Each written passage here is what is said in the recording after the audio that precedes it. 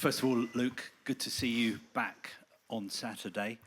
What's the past 4 months been like for you, and what was it like to finally be playing again? Yeah, no, the last 4 months have been really tough. I think obviously at the start I was expected to come back a lot sooner, but you know, I went through quite a few setbacks, to be honest. But I'm here now. Yeah, and it was really nice to get on the other night. I've been itching to get some minutes. It's been a long while, but yeah, no, really pleased that I was able to get on the pitch and get some minutes, and of course now hopefully get some more in the next game. Do you think you're fit to start the next game? Could you play 90 minutes, 120 minutes? Yeah, of course, I think I am. But obviously that's solely down to Gareth's decision on what he does. But how I feel, you know, I feel fit and I'm ready to go. You've obviously got a close relationship with Gareth. He's come in for quite a bit of criticism. Do you think he gets the credit he deserves? And also, how grateful are you for the support that he's shown you personally? Yeah, no, to be honest, I don't really understand the criticism. I think what he's done for the country, for us as players as well, and you know, I think he's really took us to the next level. I think no manager's really been as successful as him as what he's doing recently. I think it's now another semi-final, and for me and us as players, we love him. I think he's really good. He's exactly what we need, and for us, he always puts the players first, and you know, for that we're able to go out on the pitch and try to be at our best. And yeah, I think for me personally, I've got a lot to thank him for, because he showed a lot of faith and trust in picking me when, you know, he didn't have to, and for that I'll always be thankful. But for me now, I need to repay the faith that he's shown in me. And during your rehab out here, have you been in touch with Manchester United and Erik ten Hag? And what do you make of the news that he's staying at United and signing a new contract? Yeah, no, I think firstly it wasn't really a surprise. I think he was always going to sign. I think everyone's very pleased. I think you look at the last 2 years, he's had a trophy in each season. There's been a bit of success, and you know, I think there's definitely more to come. And yeah, like I said, I think everyone's very pleased with him staying. And yeah, I spoke to him a couple times, and also the medical staff. I think we've been very close this camp, because obviously what's been going on. So yeah, we've touched base quite a lot, to be honest, and I think they're in touch with England a lot too. Okay, Faye, then Alex. Hi Luke, nice to see you. Really good to see you back as well. Thank you. I'm just wondering how you've coped mentally with everything going on into the last 4 months, getting picked again for England, and then being able to get back on the pitch the other night. I think mentally, I think the motivation was to help England, and to get back playing. I think for me at the start of this tournament, I believed we had a good opportunity, and believed that we would get far in the tournament. And for me, it was always about getting back fit and trying to help the team as much as I can. And thankfully I'm here now, and I'm feeling really good, and you know, hopefully I can, you know, get another opportunity to sort of repay the faith, like I said a minute ago about Gareth. Can you just elaborate a bit more on how he's supported you over this? Because obviously selecting you, he called you a wild card pick at one point. How touch and go was it, and what was he saying to you throughout? I think obviously before the squad got announced, I think obviously we had a plan. The plan was to come back around the second, third game, but unfortunately things obviously didn't go as planned, and you know, I had a little setback that pushed me back a game or so, which was unfortunate at the time. But you know, him and Steve and the medical staff have been amazing, and you know, mentally of course it's tough, because sometimes you think, am I going to be okay? But you know, they were really there for me, and you know, I think not just Gareth and Steve, but the medical staff, they've been amazing with me, and you know, I have a lot to thank them for. How important is that man management that maybe we don't get to see, but behind the scenes? Yeah, of course, it's massive. And I think personally he's one of the best at it. He knows exactly how to manage his players and, you know, what their needs are. And, you know, it's clear as day for me, you know, why the squad is how it is. And, you know, the real togetherness that we have inside that squad is really around what Gareth's created and, you know, is what helps us, you know, dig deep in these games. Thanks very much, Luke. Get Alex, then Henry. Hi, Luke. As you said, you've had to wait to play in the tournament. Has it been a strange tournament for you because of that wait time and having to do the training and watching the rest of the squad play? Yeah, it's been strange. It's also been difficult as well. I think going to games, feeling the atmosphere, and, you know, not being able to put a shirt on or to get involved in anything was quite hard. But again, on the other side, that's what motivated me more to push and keep working as hard as I can to make sure that, you know, I was able to get back and, you know, feel the atmosphere in the games. And how did you feel coming on in that game? Did you feel more pressure coming on at 1-0 down and so many people waiting for you to get back fit and get back on the pitch? No, I didn't really feel anything, to be honest, at that moment. Of course, you know, excited that, you know, I was coming back, but I think the main priority at that point was to help us get back in the game and do whatever I can to make us win that game and get through to the next round. In the knockouts, England have got through in a couple of dramatic ways, penalties and Jude Bellingham's overhead kick getting you to extra time. What has it been like in the squad? Have you got more together? How is morale? Yeah, I definitely think, you know, the last two wins have definitely brought the group more together. Like I said anyway, before we was a real close-knit squad. But I think these last two games, it definitely brings you more close as a group, and, you know, it builds the resilience that we've been going through, and the togetherness is definitely even more now than it has been. Luke, hi. Good luck Wednesday, first of all. When Trent's penalty went in, obviously everyone spilt down towards him, but you went over to the Swiss. Is that because you've been through adversity in your life? Because it was a very sporting gesture to do in the heat of the moment. Yeah, of course. I think, like you just said then, that I've been in that situation before, you know, in the Euros final, and, you know, I know how I felt, and, you know, for me it was the feeling that, you know, to go and console them, and because I've been in that situation, I know it's not nice, and I think for me it was, yeah, more of a bit of a respect thing, and just to go say well done and all the best, really. You played with Memphis Depay at United in 2015-16. United didn't really see the best of him, but what sort of threat could he pose to England? Yeah, a massive threat. For me, I spent a bit of time with him. I played with him. I know what he's capable of. He's an unbelievable player, and I think, yeah, he will be a big threat for them. But I think we've not got to focus on one player. I think, you know, their team is a very top team. You know, a really good coach, and I think it's going to be a very, very tough game. Can we go here then, Rob? Hi, Luke. Alberto Rubio from Marca from Spain. Especially congratulations for your coming back last day. Thank you. I want to ask you about another coming back. Jude Bellingham came back to Dortmund. You know Jude for a long time from Euro 2020, from the World Cup. How do you see him, especially the progress that you have advertised in Jude in all this time? Yeah, of course, the progress, it's been frightening, really. It's gone really well for him.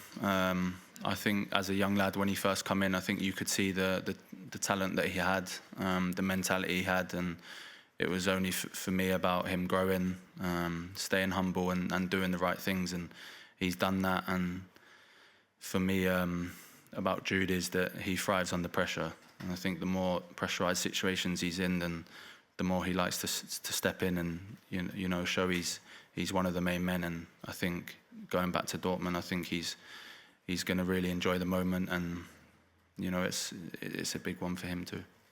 Thank you so much. Thanks. Rob? Hi, good luck for Wednesday. Thanks. you've been part of some of the lowest moments, 2014. This is a third semi-final under Gareth Southgate. What has been key to the transformation? I think definitely the belief. I think we've got way more belief now than we ever have, and I think also the togetherness, and also it helps with the players that we've got now at our disposal. I think we've got world-class players all over the pitch, and I think it's now time. It's getting to the crunch end really about when them players will step up, and I think in these moments that's what you need, and I think everyone's really looking forward to another semi-final, and trying to reach another final. And you talk about the talent amongst the squad, the fact that the victory was secured without Harry on the pitch, he'd come off. Is that something that's reassuring, the fact it's not reliant on him as captain? Yeah, of course, but I think that shows the strength in depth. That you can replace one world-class player with another one, really, and I think that's what's really good. Everyone in training, the ones that are not playing, are still pushing as hard as they can because they know at any moment their chance can come. So everyone has to be ready and to be able to deliver on the pitch when called upon. You spent so long just as a fan, effectively, not being able to get on the pitch here. What was it like watching those matches? Was it agonising? Did you fear the team was going out? And do you not have that belief you can go all the way? Yeah, no, it was tough. I felt more nervous watching, to be honest, than playing. It is quite tough. But yeah, of course, I never once thought that we was going to go out. I think you always have to believe right till the end. And good moments like Jude's one happens. But yeah, of course, I think we have to have belief. The belief's definitely building with the last two games. But it's down to us. It's down to us to deliver that on the pitch. I think game by game we've been getting better, definitely. Can still improve on a bit more, but I think it's coming to the crunch time now where we're feeling, and I feel like we're looking good. Okay, we'll move on to the second round now. Start with James. And then you said that. Hi, Luke. Good luck on Wednesday. Thanks. I just want to ask you about Kobbie Mainoo. Could you just sort of talk a bit about his year? Because obviously you've seen it from behind the scenes at United and then now with England. It seems like nothing phases him at all. I mean, just talk about that sort of growth he's had. Yeah, no, the growth is scary, really. It's been really quick for him. Obviously, when I first saw Kobbie, I think he was in and out of the first team just training, but you could really see the qualities he had. And then obviously he come away pre-season. He was unfortunate. He got an injury, maybe set him back a bit, but it didn't stop him. I think his qualities have shown, and I don't see him as a young lad anymore. I think he's one of our main players. For me, he's got the world at his feet. He can do everything. He just needs to stay level-headed, keep working hard, and like I said, the world's his oyster, and he can honestly achieve anything. Because there was a lot of talk about the midfield balance and sort of early on in the tournament, but he seems to sort of be quietly solving that problem. Have you been surprised at all about just how easily he seems to have taken to this level? No, because I think he did that at Manchester. He come out of nowhere, and he took it at an ease. So it hasn't surprised me really. I think everyone knows his qualities. It was just about getting him in the team, and I think once he got in the team, I think everyone knows that he's going to show his qualities and how important he can be for the team. So, that's a big clap on his back, really, to say to him that what he's done is really good, and he needs to just keep that level up. And just on yourself, I mean, when the squad was announced, given the fitness situation that you were experiencing at the time, were you surprised to be the only recognised left back that was named in that original sort of 26? The first squad, sorry. Yeah. I don't know really. Maybe a little bit, but I think I also know how good of a job Kieran Trippier could do anyway. So at left back, so I think I sort of seen him as a left back cover anyway. So. There was a little bit of a surprise, but yeah, not too much. And you mentioned the setback you had, presumably out here. was that? I mean, at that moment, did you think maybe you'd missed the whole tournament? Yeah, I think so. I think purely because of what I've been through. And, you know, I worked so hard to get to that place where I was at, and then something like that to happen. Yeah, I was, of course, worried. But, yeah, no, I think I had a scan and stuff, and it wasn't too bad, so it was only a minor one. So, you know, I knew that there was still opportunity to come back and play later on in the tournament. Tell us what actually happened. Was it just in training? Nah, it was just in training. I actually overstretched, to be honest. So, yeah, it was something like that, but it was only minor, and I'm here now, so I'm happy. Thank you. Good luck. Hi, Luke. Matthijs Westerstraat, NOS Dutch Television. About the Dutch game, in your eyes, what do you think are their vulnerabilities? To be honest, I don't think they've got any. Really? Like I said, I think they're a really good team. They're really well coached. But in my eyes, we just have to focus on what we got to do. And yeah, that's that.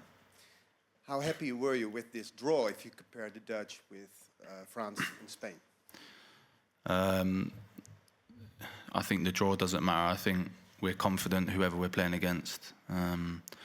So whatever game comes, we just have to focus on that, and that's that really. We haven't focused too much on the other side, on who we're going to play. It's just game by game, making sure that we're winning these games. I just heard you mention that you're in touch with Erik ten Hag. Did he give you any advice about dealing with this job on Wednesday? No, he didn't, but he sent me a little cheeky message about the game, so it was funny. And What was it? no, I'm not saying. Okay. We'll ask him. Yeah, ask him. Question, Alex? Yeah. Hi, Luke. I just have one question. 3 quarterfinals went into extra time in the last days.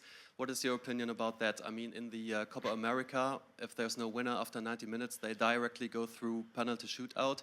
What would you prefer? I mean, with extra time, people get more football, indeed. But maybe without extra time, it's better for your body as a football player. What are your thoughts about that? Thank you. I don't know, really. I think for me, growing up as a young kid, I think I've always known that. I've always known extra time. And for me, I think, you know, that's all I know. And for me, that's how it should be, really. I think going straight into penalties is obviously what they decided. I think they decided it quite late on. But I like extra time. Simon Page. Hi, Luke. Good luck. Thank you. What are you expecting from the Dutch? And about Weghorst, he's been a game changer for them, and obviously you know him well from Manchester United. So what are you expecting from him? Yeah, of course. You know, he's a very strong opponent in and around the box. I think duels in the air, he's very strong. He's a very hard worker. He's obviously not been starting at the moment, but he's been coming on and making a real impact. And I think obviously that's something we'll look at. And obviously if Gareth or the team want anything from me, then, you know, I'm happy to help with that. But yeah, we're expecting a very tough test, not just from him, but from their whole team. You mentioned Erik ten Hag's deal earlier. You're the longest serving player at the club now. You just celebrated 10 years at the club. Are you confident that things are going on an upward trajectory now? Yeah, I don't want to talk too much about Manchester, but I definitely think it's in the right place now. I think definitely with the boss signing a new contract and the new owners that are now coming in to take place, I think things are looking really positive. There's a big buzz around the place, and I can definitely now see things getting much better than they have been, yeah. And one about here, Bukayo Saka. I watched you on Lions Den with him yesterday, saw your relationship. Reminded us really how close you were. What makes him so special on and off the pitch? I just think he's the most humble guy I've ever met, the most likeable person. I think you could ask every single person, I think they would say the same thing. He's honest, he's very hardworking, got amazing talent, and I think I was extremely happy for him the other night as well with the penalty, after what he's been through and stuff. So that was obviously a real, you know, proud and happy moment, I think, for everyone see that. And yeah, like I said, I think everyone just loves him, don't they? Okay, we'll take 3 or 4 more in this live section, then we've got an embargo section at the end, which I'll come to you for that, Martin. Gentleman there, and then Simon, if you pass the mic to gentleman standing up. Thanks. Hi, Luke. Dutch newspaper. About the Wednesday's match, can you say what kind of battle you expect? Will it be tactical, physical, mentally, all of them combined? What do you think? Yeah, I think all of them combined. Like I said, it's going to be a real tough game. It's a semi-final, a big game. Both teams want to win. So, yeah, I think you're gonna see all 3 of them combined. But I'm sure it will be a really good game.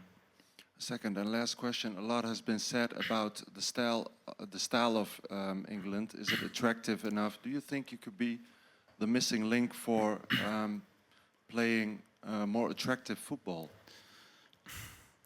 I don't know. It's a tough one to answer that. I think the most important thing is to win games. Winning games and getting through to the next round is for me the most important thing. Whether you play good or bad football, the most important thing is winning games. And at the moment we're doing that. We're winning games. Of course, I would like to think that I can help the team when I come back in it. But yeah, like I said, I think the most important thing is winning. And at the moment, whether people like it or not, the way we're playing, how the team are playing, for us, we're in the semi-finals. That's all that matters. Thank you. Gentlemen, stand up. Hi. Here 2 questions. Cadena Ser from Spain Radio. Semi-finals with England, with Holland, with France and Spain. Which team do you think is the most powerful team so far in this Euro? I think you can pick any 4 of them. I think all the teams that are left have shown what sort of qualities they have. But I think, like I said, there's no way we can focus on other teams and think of, their chances. I think we just got to focus on ourselves and deliver on the pitch on Wednesday night. And if England wins the Euro, do you think that Bellingham deserves to win the Ballon d'Or? Yeah, of course. He's had an unbelievable season. I think he's won Champions League and La Liga. So, adding the Euros to that list wouldn't be a bad year. So, why not? Okay, Steve Scott. Hi, Luke. Good luck Wednesday. Wednesday's referee has a history with Jude. Jude was fined for pointing out that he was a match fixer. Is that an uncomfortable situation, do you think? No, not at all. I think we have to respect UEFA on whoever they decide to pick as the ref. That won't change anything about us. I think we still just focus on the game in hand. Not too much about what refs we've been given or this and that. So for us, it won't make any difference. Have you ever played in a game where you think for one reason or whatever, the referee has got it in for you and you've changed the way you've played as a result? No, I think not really. I think sometimes in the heated moment, you get angry in games and you might think that, but no. And like I said, look, whatever ref's been picked. We just have to be ready and not focus about that. Thanks, Stephen. Back to Dan Rowan. Thank you. Luke, best of luck on Wednesday. You scored that memorable goal to put England up in the Euros final last time round before what happened. Given that, how much do you think about the opportunity you've got here to get through to another final and put that right? How much of a motivator is that memory? Yeah, of course the motivation is massive. Yeah, I think I remember the feelings after that game. It was, in my opinion, the worst I've ever felt. So yeah, of course the motivation is very high. But of course we're not there yet in the final. We've still got one massive game against a very top opposition. But yeah, of course the hunger and the motivation is at its highest, and yeah, we're ready.